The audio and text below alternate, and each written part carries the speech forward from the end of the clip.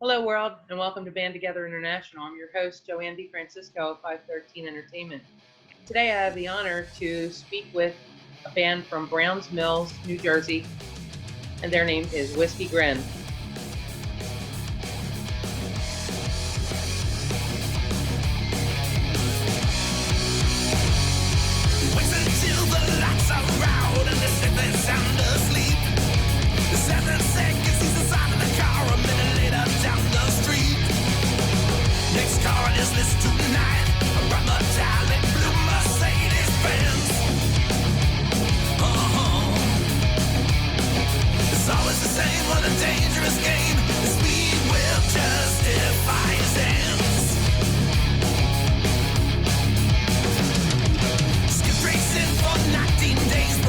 Is a part of the art. 19 years just to perfect his trade with a specialty in high-end cars. 13 months ago we made a change. Now we're jacking cars on the better side of the law. We use his skills if you don't pay your bills. Steal any car, don't you know that he's a midnight driver? Midnight driver. Midnight driver. Hello, guys. Hello. Hi. Welcome to the show today. I'll start with a little bit of an intro with the band members. We have John Tidwell on lead vocals and bass, Jim Maybury, lead guitar, backup vocals, and Dream, the man known as Only Dream, on drums and vocals as well. All right, so we'll get right down and crack into the interview. So I was reading your bio, and tell us a little bit about your band for people who aren't familiar with your sound, aren't familiar with the demographics of your band. Tell me just a little bit about your background as Whiskey Grin. Well, we kind of spawned the band. John and I kind of spawned the band through working in the studio on another project, and project was taking a long time. I wanted to get back out and playing out live again, and I asked John if he wanted to start up a new group, and you may want to go back a little further than that, Jim. Why? Because we're working on this project because Jim and I have been friends since we were like 14, 15 years old. And we've been in bands since then.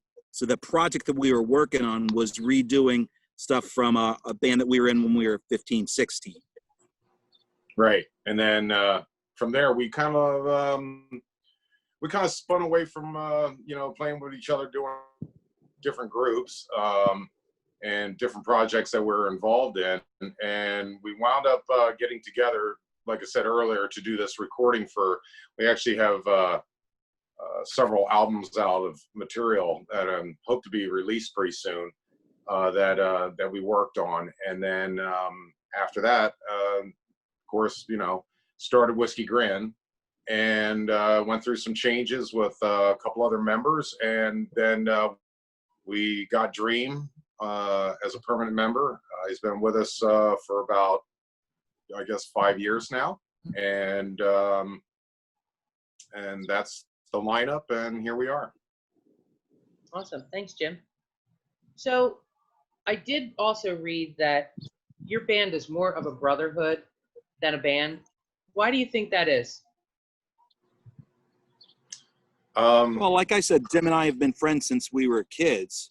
So we got in trouble together, rode skateboards together, and we've been lifelong friends ever since. And the band that we were in at 15, 16 was called Exodus, but we had to change it to Exodus AD for the recording project, since there's already another Exodus. So the third guy in that was the guy who was part of that band, also one of our lifelong friends, Kevin Ayers.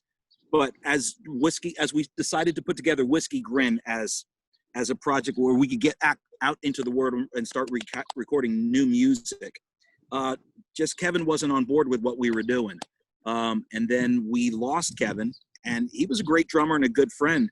And it was really hard to find someone to fill those shoes.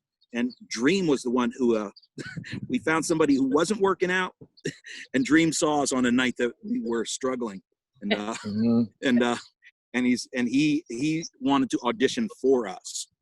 I wanted once to be we in the auditioned band. Dream, once we auditioned Dream, we knew right away this was our drummer, and we knew right away that he's a brother from another mother. So that gets back to the answer about your brotherhood stuff. Right.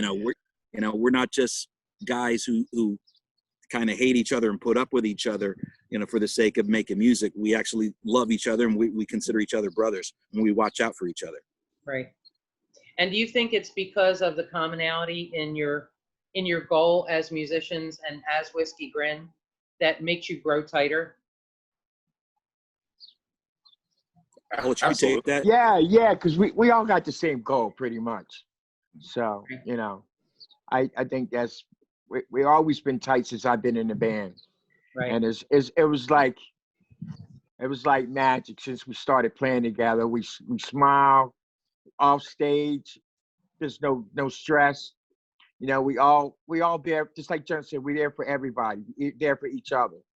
Even when we're not playing, we're still there off stage as brothers. You know what I mean?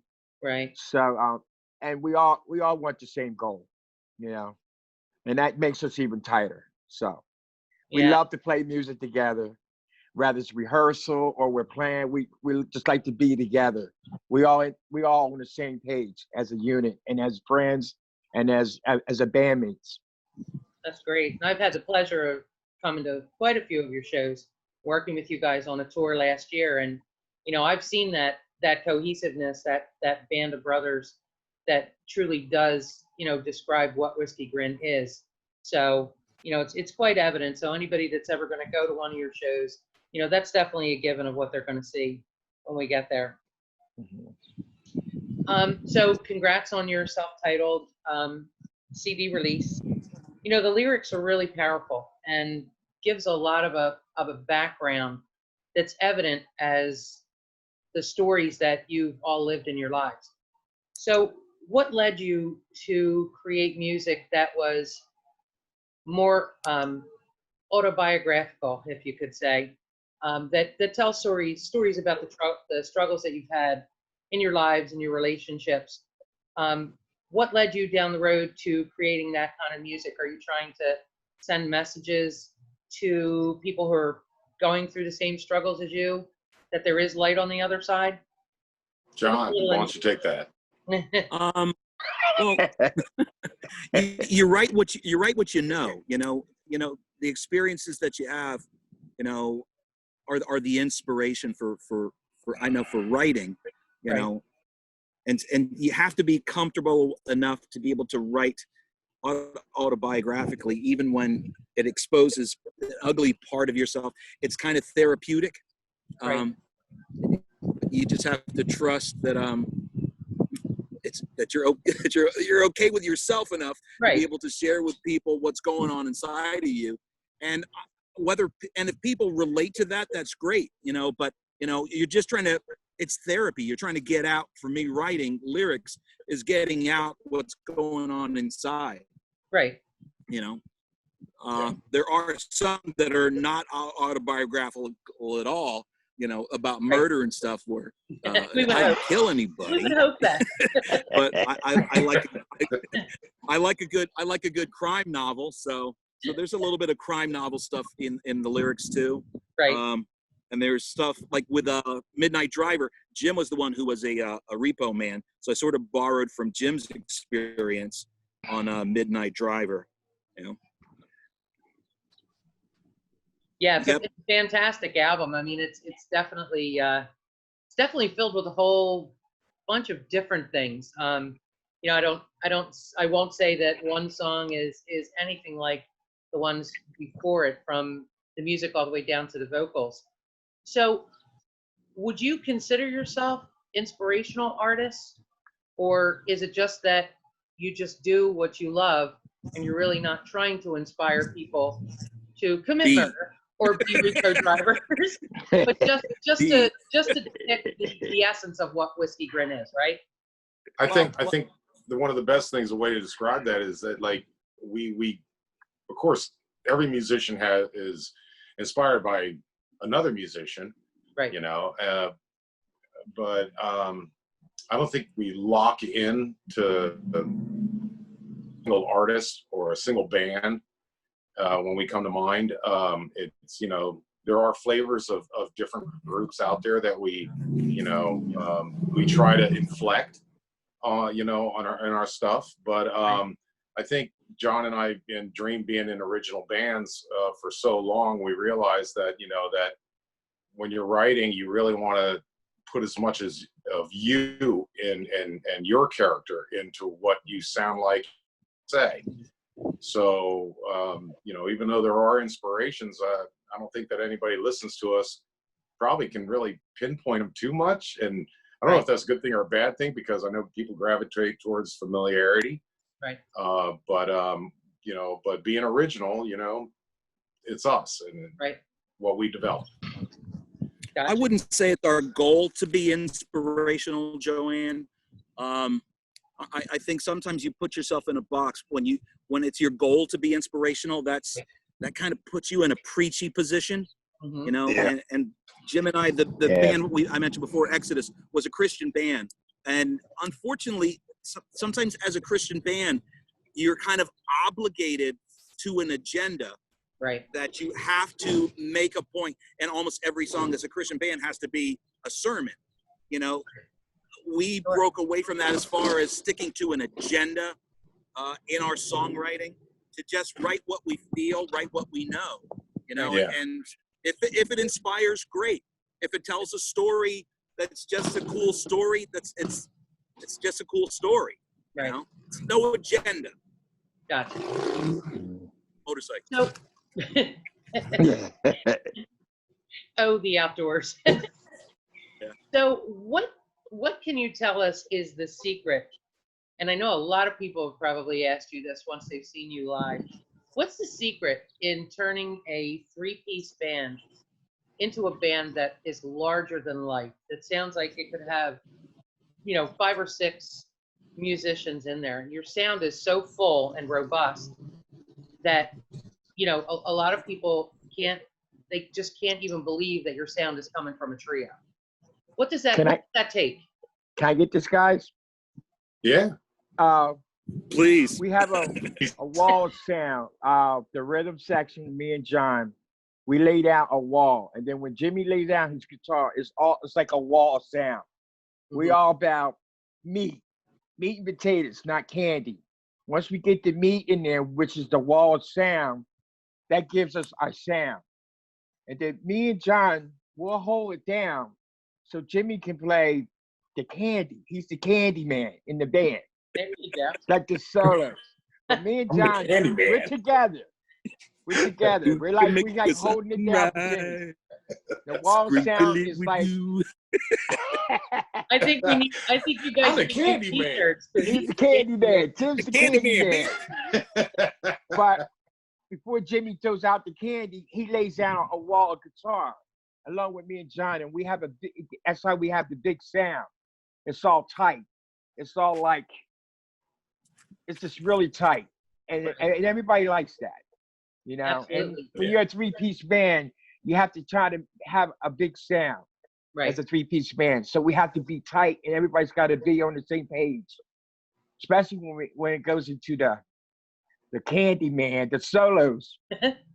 Right. Me and John still got to hold it down.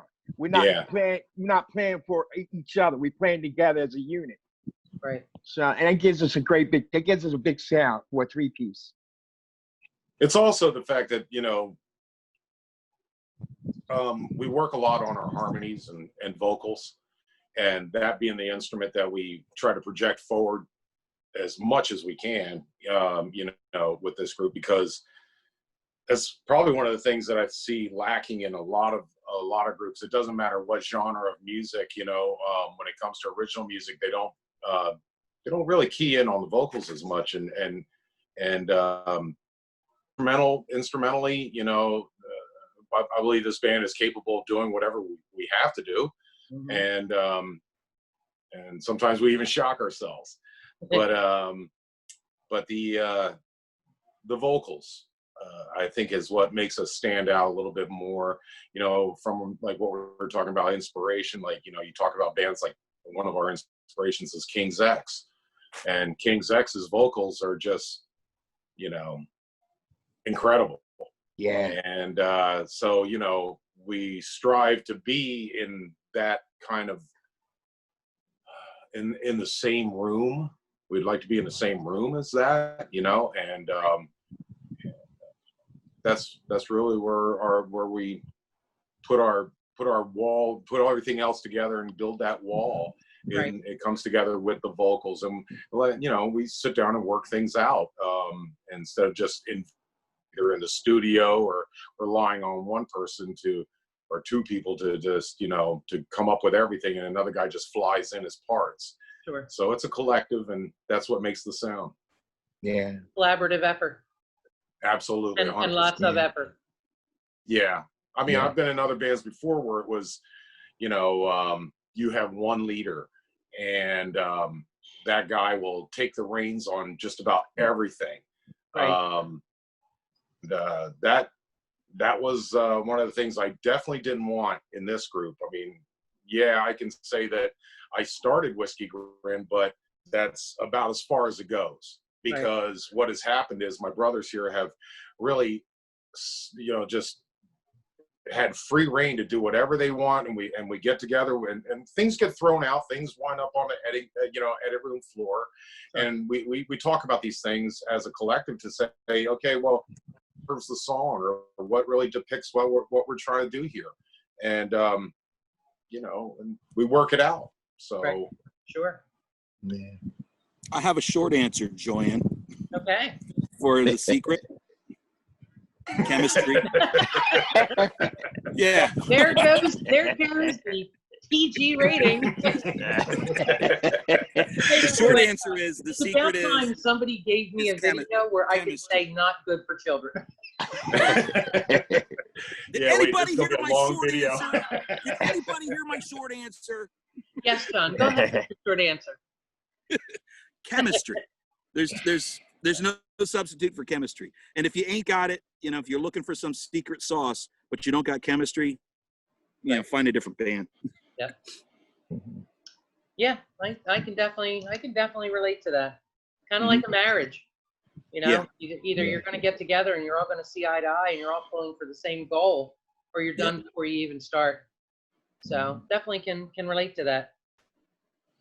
So you guys have, you know, you have a very diverse sound. You know, you've got that bluesy side, you have the hard driving beat, you know, with the powerful vocals, intricate guitar solos. What did you all listen to when you were younger? And you know that I hate the word inspiration, but who did you listen to when you were younger where you said, wow, you know, this is a sound that I would really love to emulate one day? Like, who was your mentor that you never met? John, short answers. Please, John. Yeah. I'm just kidding. I love don't have long short reviews. answers on this one. I got Yeah. a long list. Give me your I got top a long Neither list. do I. two. How about your top two? Ooh, I can't even narrow it down to two. Man. Two. If you only have two, then that's too narrow a focus. Okay. You know, if you're trying to just sound like Metallica and Iron Maiden, you know, okay, that's great if that's what you want to be. Right. But our inspiration is much broader than that. You know, I think it's, you know, we would have to narrow it down to like 10 or 12. Right. You know, and it's it's not funny, going to be the same If that. for each Well, of let them. me rephrase it a little bit though. Maybe I can make it a little easier. John, as the lead vocalist, who is a singer, singer that you have admired forever? Okay, that's easier. There you go. Lou Gramm, and is probably one of my favorite singers of all time. Although Lou Gramm is not the same Lou Gramm that he used to be. Lou Gramm in his prime, you know. Right. Sure. This was tremendous inspiration for me. Mm-hmm. Yeah. What about you, Jim, from guitars? There's so many great guitar players out there that I've listened to, you know. I really have to say that, like, probably be. It's probably not even a guitar player. I'd have to say, inspiration-wise, that way, it would be Doris Day. Doris Day is probably up there, probably in the top 3. I'd say definitely in the top 3. But actually, like, you know, when John and I were growing up, you know, we listened to so many different types of music, and I thank John for that, because he had an eclectic ear for everything he can get his hands on. And, you know, other people that I hung around with at the time, even before I played an instrument, you know, just the input that I would get. I remember I had my first second grade teacher or something like that. She was my music teacher, and back when they had, you know, music teachers in school.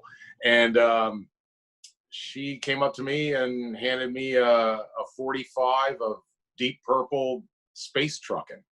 Oh, wow. And I was like, why is this woman handing this to me? So, but Exactly. it paid off somewhere down the line, I guess. Right. But, you know, guitar wise, I mean, there's almost too many that you know, pick and you learn from so Right. many other people. So Sure. How about Dream? Dream. I don't have a favorite. I'm just like a sponge. I love all types of music. yeah. Just pull If it's from, got a- just if it's pull got a from beat- what you love. Yeah. If it's got a beat, I'm sold. All right. You But know, Dream, who was the drummer that made you want to be a drummer? my grandfather, There you go. Doesn't have to be. and he was Doesn't have to be somebody that's on the circuit. It's just somebody that's in your life. he was a Mhm. jazz drummer. So I learned a little bit of jazz, and then I learned some funk, and then I got into Led Zeppelin, learned some rock and so on, and gospel and country, and it just, so I don't even have a favorite drummer. There's so many drummers that I just Right. try to learn from, just, and then sponge, and then it created my own style, Right. you know. So Right. I don't even have a favorite. I know a lot of great drummers. They're good, but they're not my favorite, because there's so Right. many great It's like drummers. pulling a star from the sky, Yeah, trying to pick exactly. a favorite. Yeah. Some people, you would be surprised. Some people right off the bat can give me, oh, you know, this is my favorite drummer, this is my favorite vocalist. But there's more people that say what you say. There's so many people that have influenced your style and Exactly. influenced, you know, what you do and why you do it, that they just can't come up with one, you know, with one scenario. So you guys have had a lot of touring experience, either together or separately. You know, you've opened for Pat Travers and Flotsam and Jetsam, Faster Pussycat, Hammerfall. You did a tour last September with Walking with Lions. What's next in your visual pipeline? Where do you see Whiskey Grin going? Are you know, or do you have anything, you know, moving forward that you'd like to do from a getting your music heard around the world perspective? Yeah, Grammys. I do. I Grammys. definitely, one is definitely, I'd like to see more of John's inner thigh. The other thing is, I wasn't going to go there. I thought for a second we might have been headed to the port zone. he's Once always found again, himself we are very now no longer comfortable during interviews. Yeah, To you, as Jim. far as To you. touring wise, after this whole COVID thing is over, and Right. we really do want it over, as yeah. much as everybody else does. We'd like to see ourselves, you know, going over the pond and going over to UK and doing some European stuff, and hopefully touring with some bands. That always helps. It really matters who you tour with. Right. So, you know, doing something like that. And hopefully we're on the cusp of that. We're gearing up for something like that, hopefully in November, if all the stars are in line. Right. So, and if everything's open back up to play in by that time. yeah, that Fingers too. crossed, right? Mm-hmm. That's Cross awesome. fingers. Yeah. So since the pandemic has started, where have you guys shifted your priorities, since, you know, apparently nobody's playing, in many places up until just recently when things are kind of opening and closing. Have you been working on new music? Are you, fine tuning what you already have, or are you really concentrating now on new music for a new CD? Go ahead, John. Well, to be honest, the hiatus kind of we got a little lazy. I hate to say, we got a little rusty. We're just starting to kick the dust off the mule in the last couple of weeks. Right. I mean, I lyrically I keep writing, and I know Jim keeps writing musical stuff. We're still working on trying to bring things together. Right. I think some of the stuff that we're doing musically now, actually, it's times like this where you would think, okay, well, you got a lot going on. There's a lot going on in the world. There's a lot of stuff to write about. There's a lot of stuff to be really you can really put together some great tunes. I talked to a lot of my musician friends that are, pretty much, we're all going through this. So they're pretty much, they're going through a lot of the depression. Mm-hmm. And it's because it's hard to see an end game here. Right. And with everything that's going on, with all the political powers and whatever may be happening, the goalpost keeps on being moved. Right. So you don't know where you're really going to kick that field goal. Sure. And it's so is it exhausting? Is it draining? Yeah. Is it hard to just pick up the instrument and just say, I feel inspired today to do this?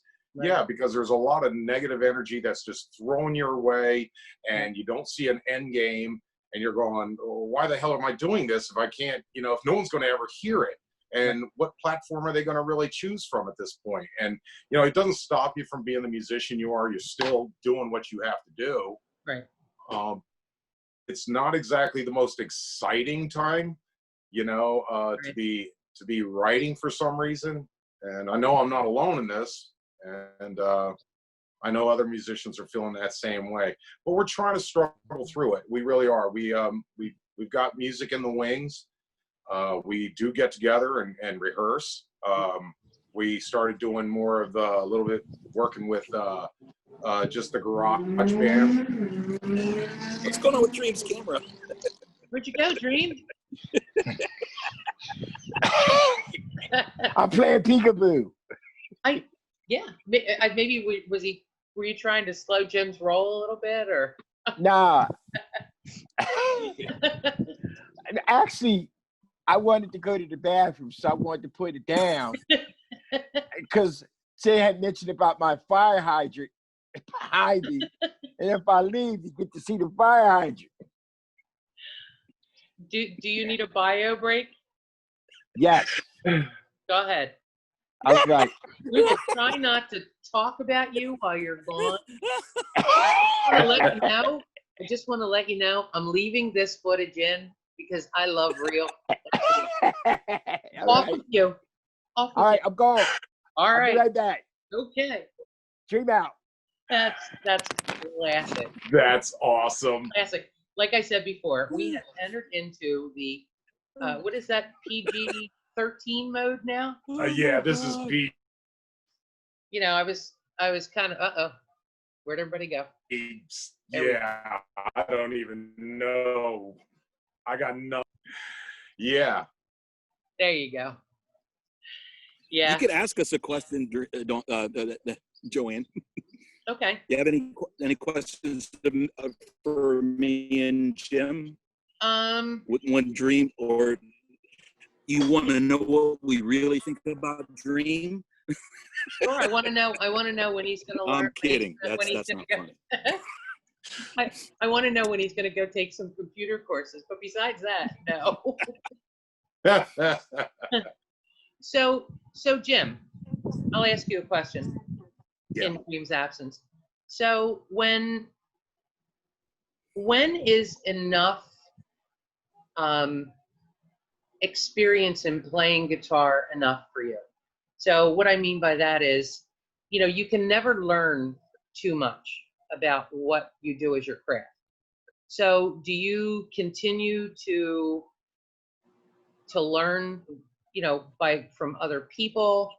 Like what do you do to make sure that, I don't know what he's doing? Are you posing for us, Mr. Tidwell? He's killing me. Trying to get comfortable. I'm sitting on the ground out here under a tree. Trying to get comfortable. I want to hear, like, I'm waiting for, like, porn star music to start piping in between the hair blowing, the legs in the air. Brown chicken, brown cow. Yeah. Right. So Jim, what do you do to keep your skills? I mean, I know that you play a lot, and I know that your guitar skills are absolutely amazing. But what do you do to keep that sharp, to keep yourself constantly learning? Because you can't ever learn enough. There's always things that you have to. Okay, I thought you were going to the bathroom too. So I prefer to use, like, just the smaller bottle, but yeah, but that's a whole lot of inspiration. Wait, is that a gallon? It should be. Apparently the liquor stores are back open in New Jersey. Yeah, liquor stores back open. How do you keep up with it? You just really, well, up until about just before COVID hit, right. I was taking some lessons off of Sean Christie, right. who, if you've never heard of Sean Christie before, definitely check him out. He's like, he's like another, if Steve Vai and Joe Satriani and oh wow, other great guitar players got together and they had a baby, that would be Sean Christie. I mean, he's a very accomplished guitar player, and most of the stuff that I was doing with him is, it's all book work. Right. It's knowing how to play is great, but when you're doing the book work and getting more of the theory down, right. And so you could use the theory and then how to apply it, right. So we all learn off each other. Sure. So that's how I've been keeping up a little bit with my chops. That, whenever I just sit down and just decide to pick up the guitar and just come up with new ideas, and then I bounce them off my boys and see what happens, see what sticks. Your boy's back. Hi, Dream. Welcome back. Welcome back, Dream. Thank you. So I'm going to kind of go off track a little bit on this next question. Well, that's a shocker that nothing's been off track so far. Well, Yeah. we've had, well, let's see, we've had liquor, we've had bio breaks, we've had moves like Jagger from John. I mean, what else could a good interview? There you go. Remember, all clothes must stay on because we can't go to the R. We need to have everybody included. Oh, man. Now it's going to show you my belly. Go ahead, sure. Want to see my belly? Sure, Drew. Go for it. No. That's a lot of love there. That's a lot of love there. That's my right. belly. That's right. So, bear with me a little bit. This question is a little long, but it kind of needs to be. So, in the current state of unrest over diversity in the country being such a hotbed in society, tell us a little bit about the diverse mix within Whiskey Grin and how it impacts your music and the genre of music that you create. Well, you could probably tell by seeing our faces that we're all Russian. And Yes. so, there's a lot of, Russian influence in our music. Just kidding. No, we get asked some stuff like that because, you could probably tell that we're a bunch of mixed races. I'm half Japanese, and my dad was from Alabama. My mother was from Japan. Dream, as you could tell, he's plainly Irish. And Yeah. Cannon. yeah, that's Irish, right? Mick Cannon. Yeah. And John, I'm not sure. I've been trying to figure out what the hell you are for years. What are you? Oh, I'm a mutt. I'm multiracial, like nobody's business. I got Portuguese and Norwegian and Cape Verdean, which is sort of off the coast of Africa. And just Cape Verdean alone is like Africa's version of Puerto Ricans, you know, because it was on the trade routes. So that's Cape Verdeans are all colors of the rainbow. So Do you feel that your cultural differences are beneficial to lending to the different types of music that you've managed to create, within Whiskey Grin? I don't think anything, we don't think about it. Yeah, we don't think about it. We just do it. Right. Yeah. Well, I know that there's different styles, like Jim, there's different styles relative to guitar that people pull into their cultures. There's the Swedish melodic rock. There's the German influence. I was just curious if any of that pulls, from your roots. When I was growing up, my father listened to a lot of Johnny Cash, but it's there's not a whole lot of that in what we play. Right. But there was a little bit of since he was from Alabama, there is rock influence in some of the stuff that I play, I guess. Right. Plus I played with some Southern rock bands way back in the day, but it's I don't really I don't think that we're defined by any kind of color in this band. Right. So right. It doesn't really there's a diversity among us, but I think it's something, like I said, that we don't think about. Right. It's something that happens. It's not something we engineered. It's not something that we try to promote. Look at us. We're all the colors of the rainbow. Right. It just. But culture can be relative. It can be relative to music, and I mean, I'm seeing that based on the interviews that I'm doing with bands from around the world. Their cultures weigh very heavy on their sound, on their incorporation of different types of guitar that they use. So while the question seemed a little bit bizarre, it can factor in, and people who are watching the interviews that are from other countries are interested in how our culture and how our ethnicities go into the kind of music that's created by bands in the US. So I always just try to keep a little, a little open-mindedness that cultures can be indicated and can be brought into the type of music that the band. Absolutely. It was our country's culture that gave you rock and roll. So that's right. And that derived from the blues. So, right. I think if like another country, they have certain instruments that they incorporate into their music. Well, it's because of their culture influence there. Right. Ours has always been like and we are a blues-based rock and roll band with a touch of little heavy metal in there, I guess. Right. Or whatever you want to call it.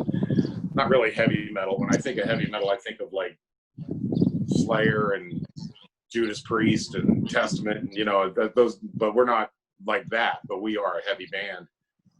But culturally, I think there's that I think a lot of American bands have, as well as just straight up rock and roll. Right. So that's what we bring to the table. Well, thank you, Jim. So we're kind of getting close to our allotted time for the interview. Plus, I think John has reached a level of discomfort that he's probably about done with. No, I found a position that works for me. Of course you did. I like to play a little bit of a game at the end of my interviews before I'll get to where people can find your music. Now, do me a favor, you overthinkers. Don't overthink it. I'm going to say two things right off the top of your head. Pick one or the other. Don't overthink it. Don't dig deep into it. This is a little British game that was played back in the 80s during interviews that I seem to kind of gravitated to it. So it's going to stick. Okay? Ready? All right. Who's answering? Anybody Okay. can answer, and if you agree differently, then that's fine. You can all say whatever you want. Freddie Mercury or Ronnie James Dio? Ronnie James Dio. Ronnie James Dio. Freddie Mercury. And that question was not asked specifically, Mr. Tidwell, for any particular reason. Clapton or May? Clapton. May. Jim? Jim froze. Jim. Jim's frozen. Jim's frozen. I think Jim's going to go with Clapton. I mean, Yeah. he's not going to go with Clapton. He's going to go with Brian May. I know how Jim feels about Clapton. I don't know what's going on. Okay, well Hello? your audio is or your video is frozen, but your audio is not. Hello? We see your smiling face, but there you are. Give Jim the question Am I again. back? Okay. Yeah, I'm back. Yeah, you're back. Okay. The question was Clapton or May? Clapton or what? May. Brian May. Brian May? Oh, Brian May by far. I told you he'd say Brian May. Studio or tour? Tour. I have a love-hate music thing with the studio. What about you guys? I like the studio. I like them both at the same. You got to have both. You don't have to have both. Don't have to. If you can have both, have both. There you go. Yes. All right. Oh. Just don't even know how to end. Well, what I want to do is just let everybody know where they can find information about Whiskey Grin. You can check them out. They do have a Facebook page, Whiskey Grin. Their music is on Spotify, CD Baby, and iTunes. You can also check them out on Reverb Nation, Whiskey Grin /rock from Ground Mills, New Jersey. And you can catch their videos on YouTube. Anything else you want to tell people, where they can get any information, where they can get your merchandise? At a show. At a show. Yeah, we're working with a web developer to try to get a web page with a merch button, but that's still in the works. It's still in development. For right now, you can only get it at a Whiskey Grin show. Okay. Except for the CD, which you can get on.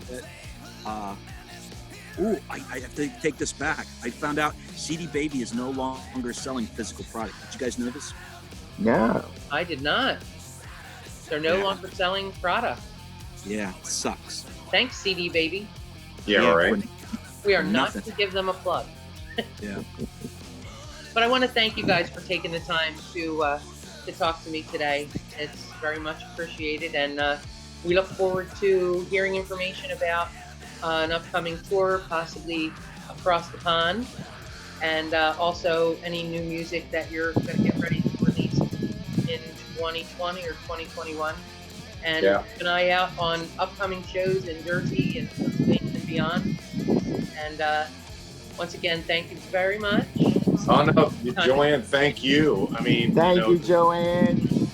If you don't, Thank you, Joanne. can I throw a plug in for your business? Sure. You know, that anybody that listens to this interview, Joanne's doing a wonderful job with Band Together International, especially when many bands are being able to go out and play live right now and perform. So, you know, if you get a chance, you know, subscribe and like this page. Thank you. And she'll have musicians from all over the globe, you know, interviewing them, and it's a good thing. And thank you, Joanne. Thank you for the invite. Thank you, Joanne. Thank I you, appreciate Joanne. that. I appreciate that, and I appreciate your music. And I look forward to seeing you guys at a show really soon. That'd be great. Enjoy your Yep. weekend. Stay cool. It's really hot in Pennsylvania and New Jersey. And Yes, New it York. is. And New Good York. night. Yeah, Good night. while you're on vacation. I'll be up there tomorrow. Oh, there you go. Well, Dream, it looks like just you and I are going to be stuck at home. Yeah, I like it. Yeah. All right, guys. Take care. Enjoy the rest of your weekend. Rock on. All right. Talk Thank to you, you. Bye. Joanne. All righty. Thank you. Bye-bye. Thank you. Bye-bye.